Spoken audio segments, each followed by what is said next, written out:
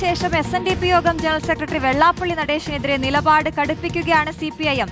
AN ഷംസീറിനെതിരായ വെള്ളാപ്പള്ളിയുടെ വിമർശനത്തിന് പിന്നാലെയാണ് party നേതാക്കൾ രൂക്ഷമായി രംഗത്തെത്തിയത്. MV ഗോവിന്ദനും പിണറായി വിജയനും വിമർശനം കടുപ്പിച്ചതിന് പിന്നാലെ സംസ്ഥാന സെക്രട്ടേറിയറ്റും വെള്ളാപ്പള്ളിക്കെതിരെ വാർത്താക്കുറിപ്പ് ഇറക്കിയിട്ടുണ്ട്. റഹീസ് റഷീദ് വിവരങ്ങൾ നൽകും. റഹീസ്, ഒരു രാഷ്ട്രീയ കൗതുകം കൂടിയുണ്ട് ഇക്കാര്യത്തിൽ. നേതാക്കൾ എന്ത് പറയും വെള്ളാപ്പള്ളി നടേശൻ എന്ന് നമ്മൾ നോക്കിയിരുന്നപ്പോൾ ഇന്നലെ പിണറായിയും തള്ളിപ്പറഞ്ഞത് നമ്മൾ കണ്ടു. ഇപ്പോൾ ഇതാ വാർത്താക്കുറിപ്പും ഇറക്കിയിരിക്കുന്നു സംസ്ഥാന സെക്രട്ടറി.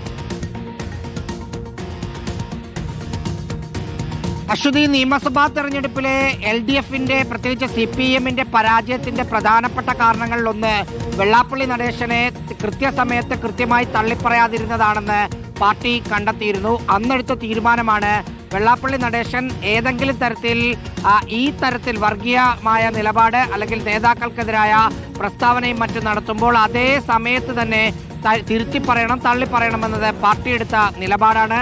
അതനുസരിച്ചാണ് കഴിഞ്ഞ ദിവസം AN ഷംസീറിനെതിരെ വെള്ളാപ്പള്ളി നടേശൻ ചില ആരോപണങ്ങൾ ഉന്നയിച്ചപ്പോൾ പാർട്ടി കൃത്യമായ മറുപടിയുമായി രംഗത്ത് വന്നത്.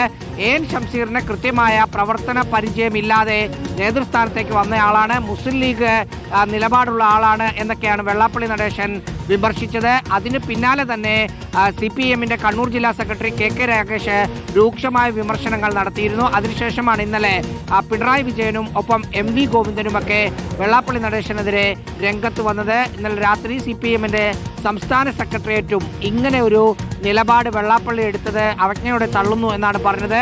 SNDP യോഗം ശ്രീനാരായണ ഗുരുവൊക്കെ ഇരുന്ന ആ പദവിയിലിരുന്ന് ഇത്തരം പ്രസ്താവനകൾ നടത്തരുത് എന്നും CPIM സംസ്ഥാന സെക്രട്ടേറിയറ്റിന്റെ വാർത്താക്കുറിപ്പിൽ ഉണ്ട്. ശരി റഹീസ്.